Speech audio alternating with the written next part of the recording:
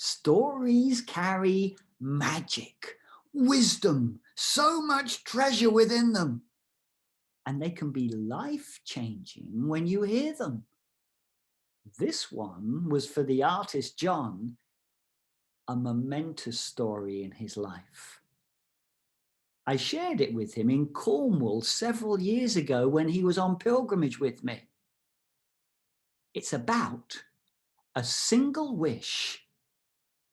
I wonder, if you were granted a wish, what would your wish be?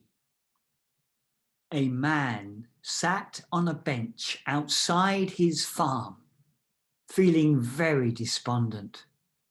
For 3 years in a row, the crops had failed, and he didn't know how he was going to feed his family. To make matters worse, his mother, who he lived with, had lost her eyesight. His father had hurt his back and could no longer help with the heavy work in the fields. And his wife, well, she was desperate to have a baby. They'd been trying for 5 years and they had not conceived a child. And the only thing that he could think to do to feed his family was to go onto the Lord's land and poach a deer. Now, in those days, if you got caught poaching a deer, you would hang.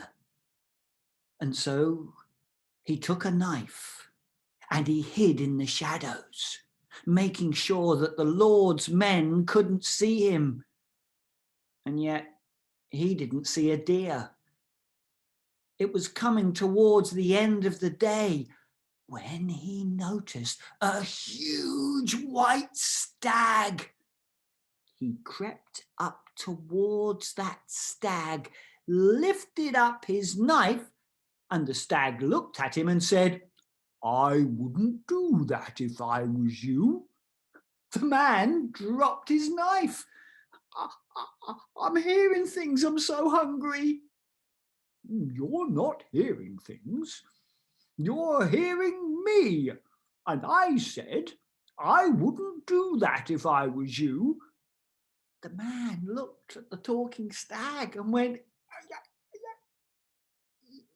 "You're talking." The white stag with red ears said, "Of course I'm talking. Now, if you wish to take my life, I will lay down my antlers and you can kill me today and feast upon me. Then the Lord's men will come and you will hang. However, if you grant me my life, I will grant you one wish. Go away, think about it. Return to me on the morrow. If you choose a wish, I will grant it. If you would prefer to take my life, then I will lay down my antlers and you will feast and you will hang." The man went home quite confused. He ran into his father, and when he explained about seeing the white deer with red ears, his father said, "Son, that's a fairy deer. Take the wish. Wish for gold. Gold is good. Oh, we need gold. Wish for gold, son." Okay, Dad. Yeah, gold is good." When he went into the kitchen and told his mother said, "Son, son, son, gold is good, yes. My eyesight is worth more than gold. Oh, how I would wish to look upon this green isle once more, to look on your bride's face and to see you. Oh, to look upon a morning sunrise once more. Wish for my eyesight, son. And now he was more confused. He went and spoke to his wife, who said, husband, husband, husband, what have we been trying for the last 5 years? Wish for a baby. Oh, he didn't know what to do. He got into bed and he tossed and he turned and he turned and he tossed. And when he woke up in the morning, he knew exactly what to do. He went and he picked up his knife. Into the woods he crept, to the hollow where the white stag stood. He lifted up his knife and he threw it into the ground. And the stag said, so, will you take the one wish? I will, said the man. Then I will grant it. What do you wish for? And the man said,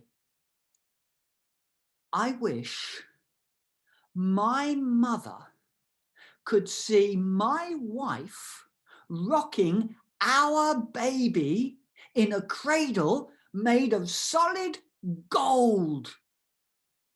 And that's how the man got his one wish. After sharing this story with John, I invited him to examine, if he was to take a leap of faith, what would it be? Well, I'm going to return and post another video on here very soon, explaining exactly what that leap of faith was and how it all unfolded.